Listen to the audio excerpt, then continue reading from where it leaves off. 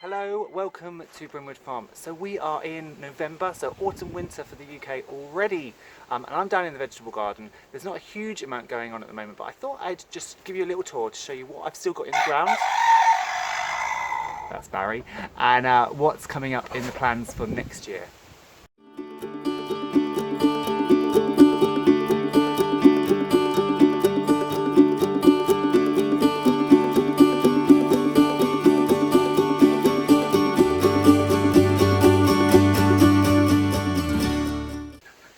Now we're in that stage of the year, November time, when everything is dying off.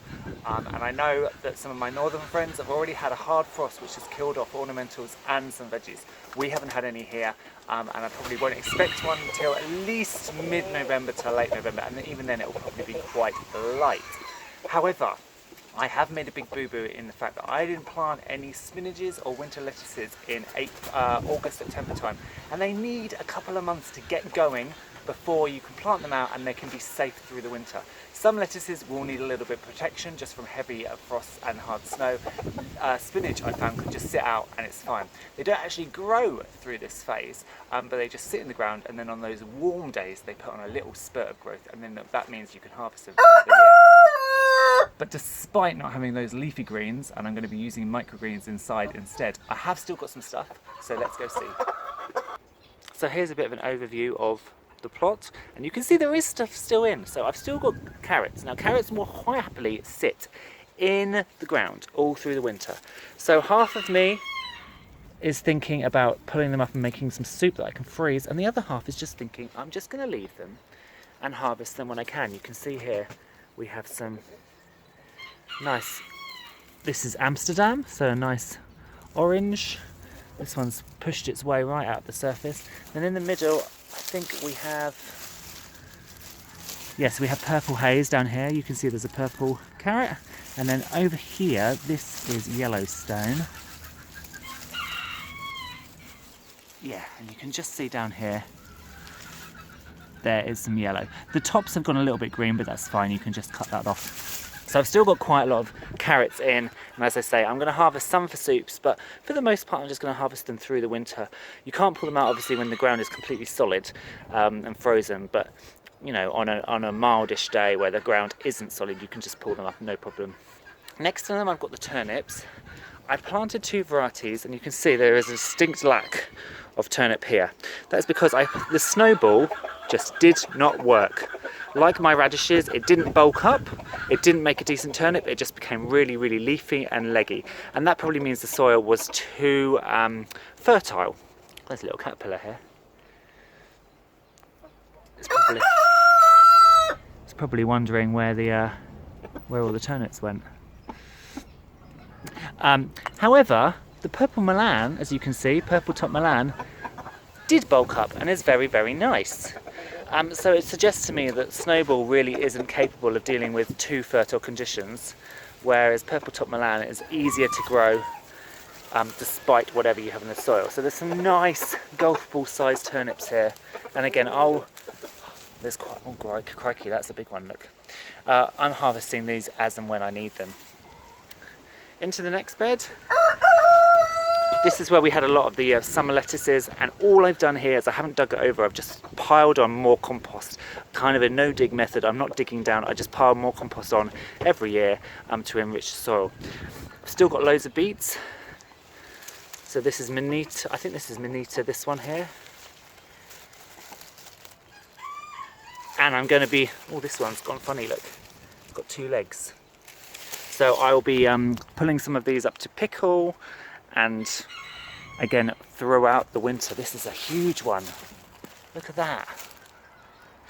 They dried out a lot over the summer and the leaves went a bit horrible. You can see now the cooler weather and more rain, they're putting up all these lovely leaves again, and these are totally edible.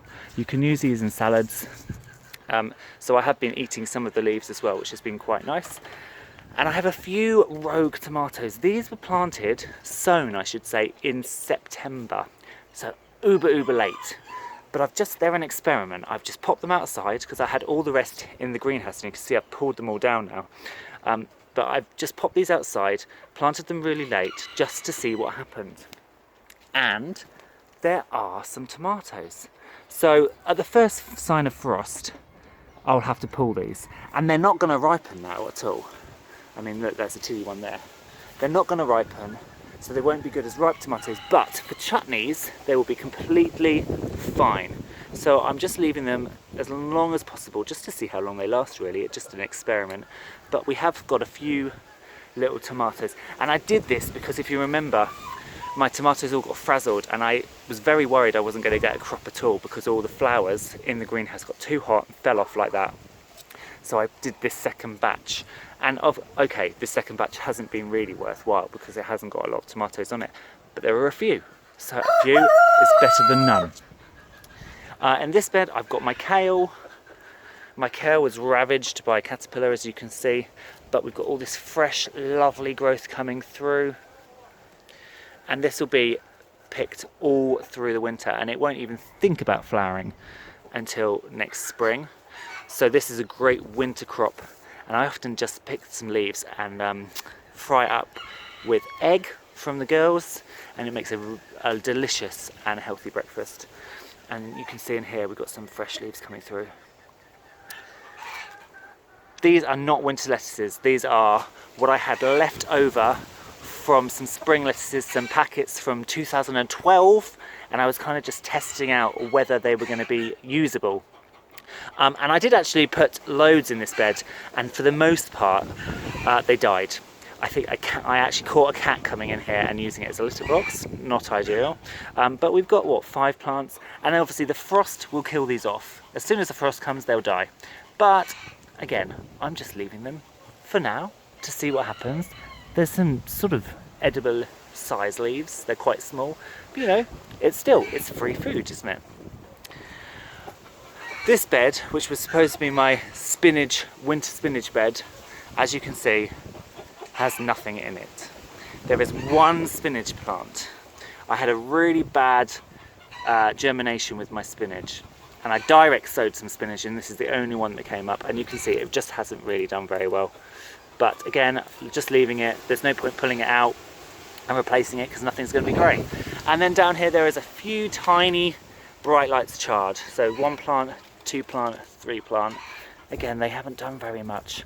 This year has not been as good gardening as it was last year, and I think that's because it was so dry, and I haven't got an irrigation system down here, so it was hand watering, and I forgot a lot of the time, and quite frankly I haven't got the funds to be getting an outside tap installed and getting an outside irrigation system set up, because all of the money that I do get I'm using for the farm. So I'm putting into buying stuff for the conservation projects up there and for the future, you know, fencing and things. So I'm just next year going to have to be very aware of the lack of water. I'm going to do a lot more watering.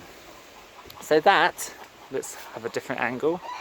So that is the state of play on this vegetable garden.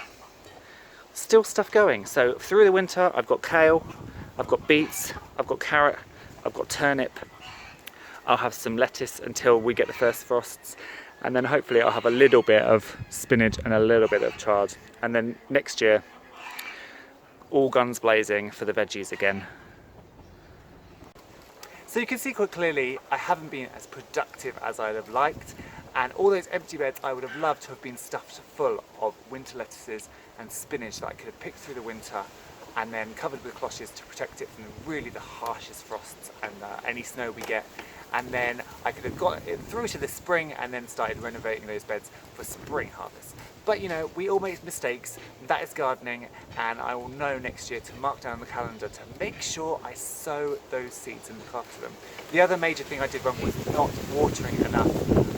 That is the one issue with raised beds in particular. They do dry out really, really quickly, and if you haven't got a drip irrigation system, you really need to be coming out all the time and watering. Especially when you have a year like this, which was particularly dry early on in the spring, May, June time as well. It was very, very dry. But I mustn't be disheartened because there are still beets, there are carrots, there are turnips, there is kale, and that will all last me through. If we get some more mild days, even that spinach and that chard might put on a bit of extra growth for me.